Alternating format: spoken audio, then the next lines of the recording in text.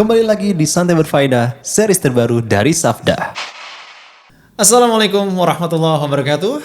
Alhamdulillah wassalatu wassalamu ala rasulillah. Kepada seluruh viewer sahabat Safda, kembali lagi kita di podcast, video podcast bersama dengan Ustadz kita yang insya Allah akan memberikan begitu banyak materi kepada kita semua. Dan Alhamdulillah acara pada hari ini didukung oleh teman-teman dari Safda TV, Just Like Sunnah Syar'i Wedding Organizer, Halal Indonesia Expo dan juga Kupinami. Alhamdulillah.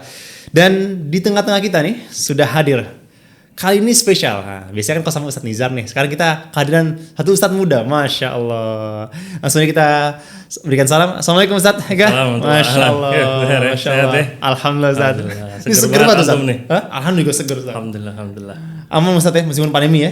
Alhamdulillah. Alhamdulillah. Ini pembahasannya kan kalau misalnya kemarin-kemarin kan kita nih bahasanya ada yang berhubungannya biasanya sama keluarga. Ya, berhubungannya misal sama nasihat-nasihat yang tertera di Al-Quran. Tapi mungkin sekarang kita main angkat sedikit lebih tematik Ustaz. Nah, ini kita mau pasang video ini di waktu yang lebih tenang. Nah, ini terkait dengan kondisi-kondisi yang Afwan kalau misalnya nyebutnya di belakang ini sedikit anarki kondisinya. Dan itu terjadi tidak hanya di Jakarta tapi juga di mungkin hampir di beberapa tempat di Indonesia Ustaz. Tapi Ustaz, mungkin Anda langsung aja kali Ustaz ya ke inti utamanya itu pandangan Islam. Jadi kita melihat dari pandangan syariat mengenai tindakan-tindakan anarki ini Ustaz. Seperti yang kita sering lihat di berita-berita sering munculnya itu adalah perusakan tempat umum, penjarahan dan lain-lain sebagainya. Itu pandangan menurut syariat bagaimana Ustaz? Ini ya, alhamdulillah rabbil alamin wassalatu wassalamu ala nabiyina Muhammad wa ala alihi washabbihi wa man tabi'ahum bi ihsan ila yaumiddin. Nah, kita lihat ya, kita sedih sebenarnya. Banyak tempat-tempat yang dihancurkan, dirusak, ada yang dijarah kan beberapa waktu ini kan. Nah, kalau pandangan Islam itu jelas melarang keras masalah begini. Islam itu sangat mendukung masalah keamanan. Benar-benar. Bahkan keamanan itu salah satu kenikmatan yang besar di Islam itu. Makanya Allah Ta'ala di surat Al-Baqarah ketika menjelaskan mau menguji hamba-hambanya, kata Allah, وَلَنَبْلُوَنَّكُمْ بِشَيْءٍ مِنَ الْخَوْفِ وَالْجُوعِ وَنَقْصٍ مِنَ الْأَمْوَالِ وَالْأَنْفُسِ وَالثَّمَرَاتِ.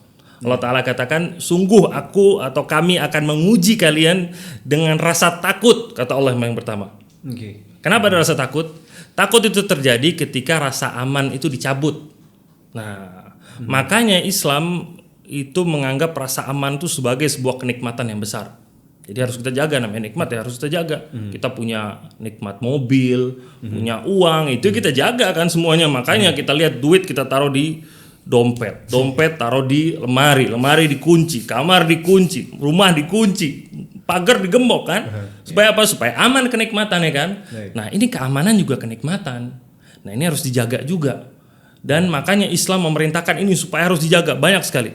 Salah satunya bahkan Nabi SAW bilang di antara kenikmatan dunia yang terbesar kalau orang sudah bisa dapat itu, kata Nabi SAW, man asbaha minkum aminan fi sirbihi. Barang siapa yang ketika bangun pagi hari dia itu merasa aman di rumahnya, mu'afan fi jasadi, badannya itu sehat, inda quti yaumihi, dia pun punya makanan untuk dia makan pagi hari itu, fa'kaan nama hizat lahud dunya, maka seakan-akan dia itu udah punya dunia semuanya dia punya. Masya Allah. Aman, sehat, sama apa satu lagi? Makanan. Nah, ini kebutuhan primer semuanya dijaga sama Islam. Punya ini aja, nggak perlu rumah gede segala macam, yang penting bangun itu aman, badan sehat, terus punya makanan pagi harinya, itu namanya orang udah punya dunia semuanya. Nah, ini kenikmatan yang besar banget. Makanya Islam itu mengutuk benar-benar tindakan ini.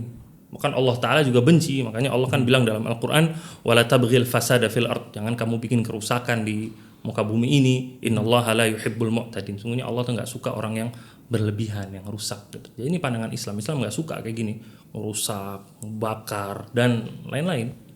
Even karena kondisinya mungkin juga banyak tuh saat kita kalau kemarin lihat itu ada kerugiannya itu sampai 55 miliar, masya Allah. Iya. Itu habis itu apa misalnya ya kondisinya penjarahan di mana-mana, itu berarti problem sebenarnya besar sendiri ya kondisinya. Itu problem banget emang. Emang ini sumber asalnya dari semuanya itu nggak bisa ngontrol emosi.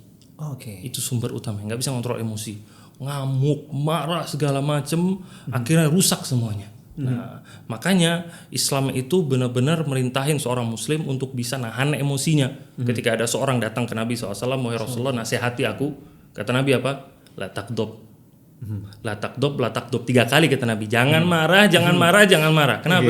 Gara-gara marah itu kerusakannya banyak banget. Antum lihat aja istri dicerai sama suaminya gara-gara suaminya ngamuk. Cerainya langsung talak 3. Ada lagi anak durhaka sama orang tuanya atau silaturahmi hubungannya terputus gara-gara emosi, gara-gara marah juga. Nah, marah itu buntutnya kemana-mana. Nah, buntutnya panjang banget. Makanya seorang itu harus bisa ngontrol emosinya gitu ketika ada suatu masalah. Jangan semua dibereskan dengan emosi. Namanya api, kalau ketemu api ya gede kan. Namanya api harus ketemu air, harus tenang. Gimana cara bisa madaminnya gimana? Madam kebakaran kalau ngeliat bangunan kebakaran kan nggak ngamuk-ngamuk. Nah, bawa air disiram kan, biar untuk madamin, bukan ngamuk-ngamuk itu nggak mungkin. Nah, gitu. Oke. Masalahnya marah ini lumayan fundamental juga sih Ustaz. Dikit-dikit kalau misalnya kita kena merasa terzolimi marah. Kita misalnya kayak ini kan kewajiban saya, ini kan hak saya nih, kok nggak terpenuhi marah. Jadi emang kalau misalnya kayak gitu bentuknya, cara ngeredam marah tuh gimana sih Ustaz? Harusnya. Ini kita masuk ke marahin dulu nih Ustaz. Iya. Ke intinya dulu sebentar. Solusinya macam-macam ya. Islam tuh ngasih untuk marah. Salah satunya Nabi itu nyuruh kalau orang marah lagi berdiri, dia duduk. Kalau lagi dia duduk, dia disuruh rebahan.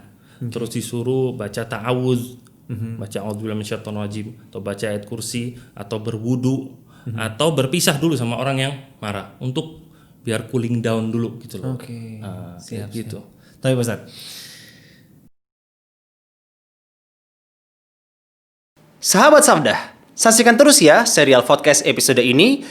Akan ada giveaway menarik buat yang bisa menjawab pertanyaan yang kami berikan di akhir segmen ini. Caranya adalah subscribe dan follow akun di bawah ini. Dan untuk menjawab pertanyaannya, simak hingga segmen terakhir. Barakallahu fikum.